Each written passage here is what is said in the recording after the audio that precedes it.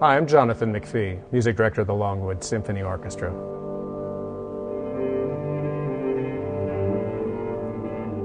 My association with the orchestra started with an invitation to conduct a performance that would benefit research for Lou Gehrig's disease. I thought that was just a wonderful idea, that you could perform a concert and raise money for a great cause.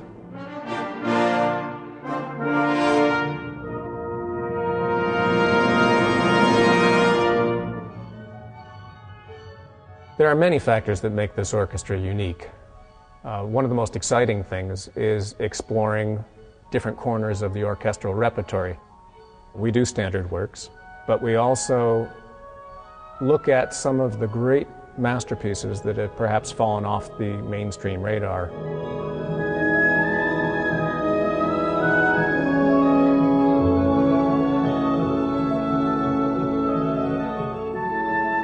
Works like Aaron Copland's Grogue. That was the first major piece that Copland wrote after studying in Paris. We just did the Boston premiere of that work. It's a huge piece. It has echoes of Rite of Spring, lots of characters, lots of color, and the beginning of what will become Aaron Copland's hallmark sound. Unleash yourselves. I'm like, all right? Think Eartha Kitt. Okay?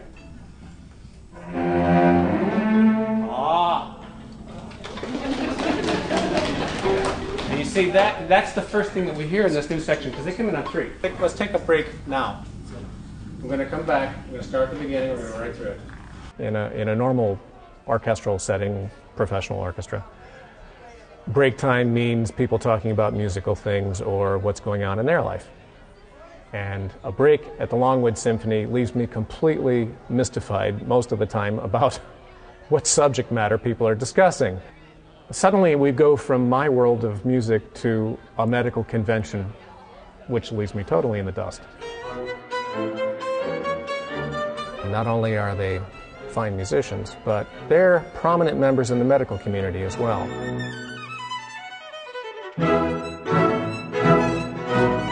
Hi, I'm Danny Kraus. I play the flute and the piccolo in the Longwood Symphony Orchestra. I'm a resident in clinical pathology at Massachusetts General Hospital, and I do research at Tufts New England Medical Center on cellular therapy of leukemias. What we're trying to do is try and figure out the pathways that the leukemic cells employ in order to engraft in a recipient, and specifically try and block these pathways.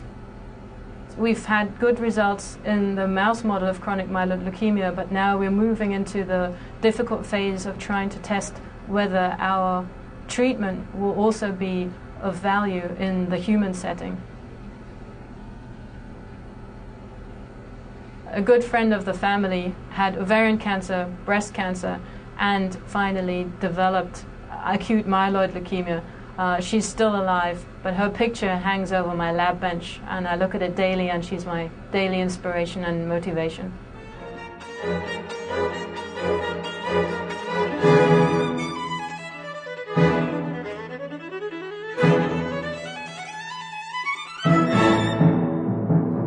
Hi, I'm Mark Gebhardt. I'm chairman of orthopedics at Beth Israel Deaconess Hospital, and I'm an orthopedic oncologist that cares for patients with bone cancers.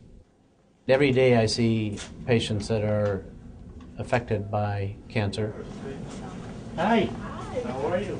Tiffany is 6 years following treatment for osteosarcoma. She had a large tumor that involved most of her femur or thigh bone. She had to go through a year of chemotherapy and now is back 6 years later doing functionally quite well, and remarkably just delivered a baby 11 days ago. I can't tell you how rewarding it is for me to see that. You're doing great. Thank you. Okay? Yeah, keep up the good work. Charitable giving is an important part of all the hospitals in this area. We depend on that giving to make further advances in the quality of life of patients of all types.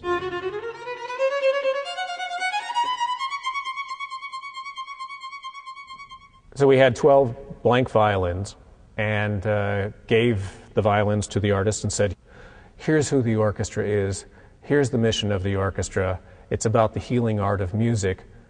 Create something that resonates with you as an artist visually. And they've done a wonderful job. The art is just spectacular.